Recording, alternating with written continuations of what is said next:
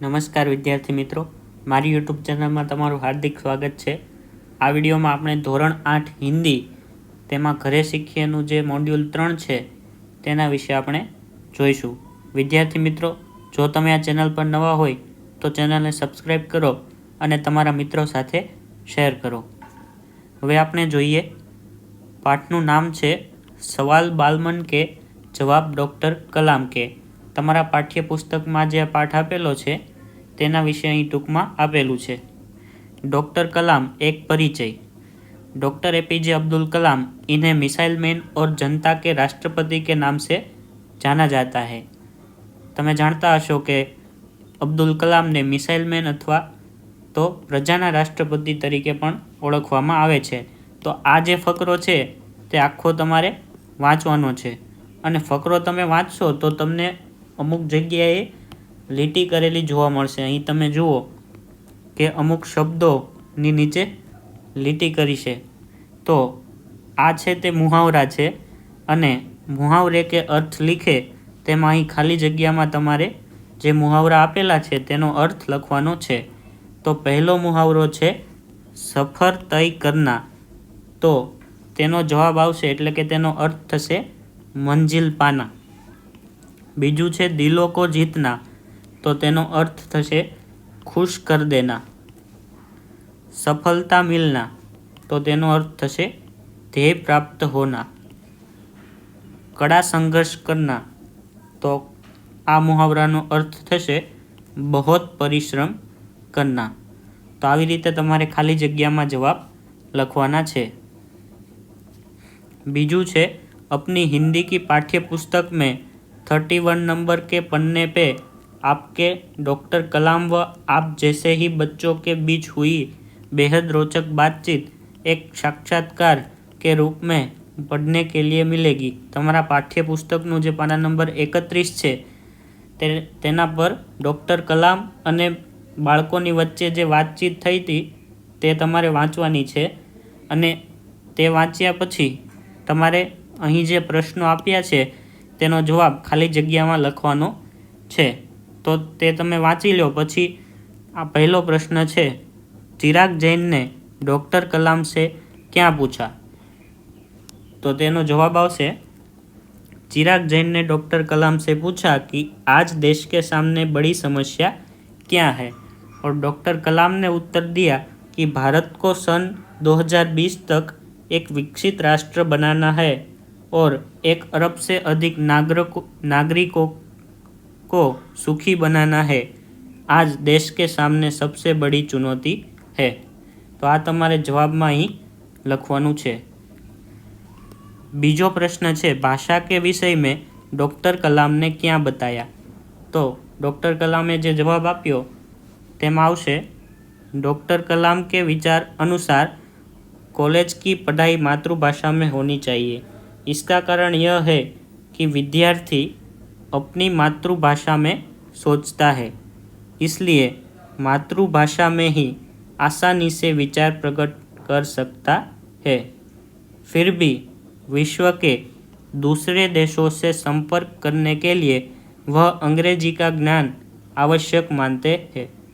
तो आ रीते तमारे जवाब लखवानो छे। हवे त्रीजू छे नीचे दी गई रूपरेखा के आधार पर कहानी लिखे। तो अहीं केटलाक शब्दों आपेला छे हिंदी में अने अहीं चित्र पण आपेलुं छे।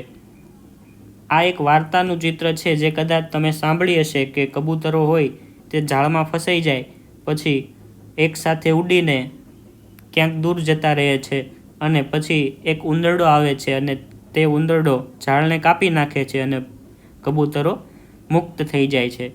तो आ वार्ता छे ते અહીં हिंदीमां छे। आ शब्दोनो उपयोग करीने तमारे वार्ता लखवानी छे, परंतु आ वार्ता तमारे हिंदीमां लखवानी छे। तो અહીં કેવી રીતે લખવાની તેનો જવાબ છે કે एक बहेलिया था। एक दिन उसने अपने खेत में जाल बिछाया और जाल के ऊपर अनाज के दाने भी बिछाए। फिर वह दूर जाकर बैठ गया। अब आकाश में से कबूतरों का झुंड दाना खाने के लिए आए और बहेलिया ने जो जाल बिछाया था उसमें सभी फंस गए। अब सभी कबूतर पछतावा करने लगे और उसमें जो बड़ा कबूतर था उसने एक तरकीब बताई और सभी कबूतरों को एक साथ उड़ने का इशारा किया। तब सभी कबूतरों को एक साथ उड़ने से जाल लेकर उड़ गए और बहेलिया बहुत पछताया। फिर वो दूर जाकर चूहे के पास गए। चूहे ने जाल काट दिया और सब कबूतर बच गए। तो આવી રીતે તમારી જાતે આ શબ્દોનો ઉપયોગ કરીને વાર્તા હિન્દીમાં લખવાની છે। હવે ચોથું છે, आप सर्वनाम के विषय में सीख चुके हैं। निम्नलिखित परिच्छेद में से सर्वनाम ढूंढकर उनको रेखांकित करें। तो અહીં જે ફકરો આપેલો છે તેમાં मीना ने मुझे अपने घर बुलाया, तो मुझे છે તે सर्वनाम થશે।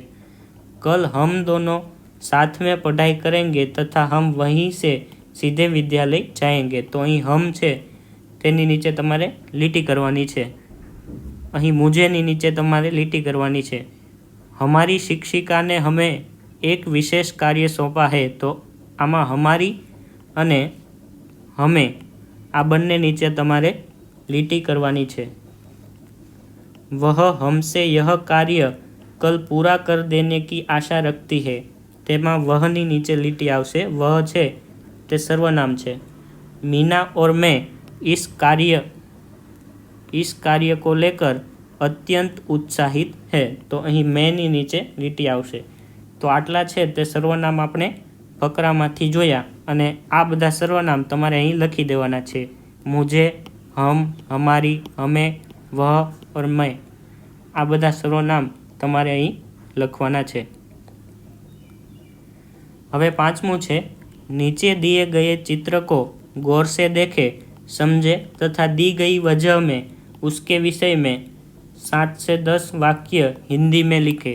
આ ચિત્ર તમે જુઓ તો આ ચિત્ર કદાચ તમે જોયેલું હશે અને વાર્તા પણ સાંભળેલી હશે કે બે બિલાડી હોય છે તેને એક રોટલી મળે છે। હવે રોટલી માટે બંને ઝઘડે છે, તો એક વાંદરો હોય છે તે તેમની પાસે આવે છે અને કહે છે કે લાવો હું બંનેને સરખા ભાગ વહેંચી દઉં।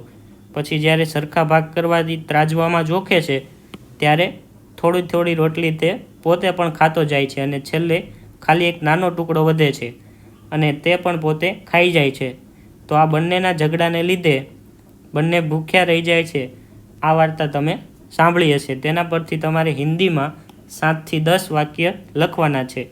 તો અહીં કેવી રીતે લખવાના તે તમને સમજાવું છું। તમારે તમારી જાતે લખવાના છે। एक दिन 2 बिल्ली को एक रोटी मिलती है। दोनों के हाथ में रोटी थी।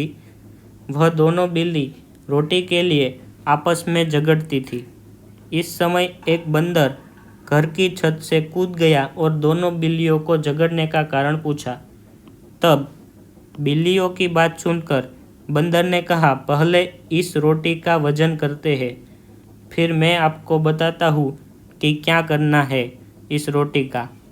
अब वह बंदर जब दोनों पल्लों में रोटी को तोलता है तब थोड़ी रोटी का टुकड़ा खा जाता है। अंत में रोटी का एक छोटा टुकड़ा बचता है। तब बंदर ने कहा कि इस टुकड़े से आप दोनों का पेट भरने वाला नहीं है, इसलिए इस टुकड़े को मैं ही खा जाता हूँ। इसलिए दोनों बिल्ली के आपस में झगड़ने की वजह से दोनों भूखी रह गई। तो આવી રીતે તમારે 7 થી 10 વાક્યો લખવાના છે। બને ત્યાં સુધી તમારી જાતે લખવાનો પ્રયત્ન કરજો। આમાંથી જોઈને તમારે કોપી કરવાના નથી। તો વિદ્યાર્થી મિત્રો, જો તમને આ વિડીયો પસંદ આવ્યો હોય તો લાઈક કરો અને તમારા મિત્રો સાથે શેર કરો। Thank you.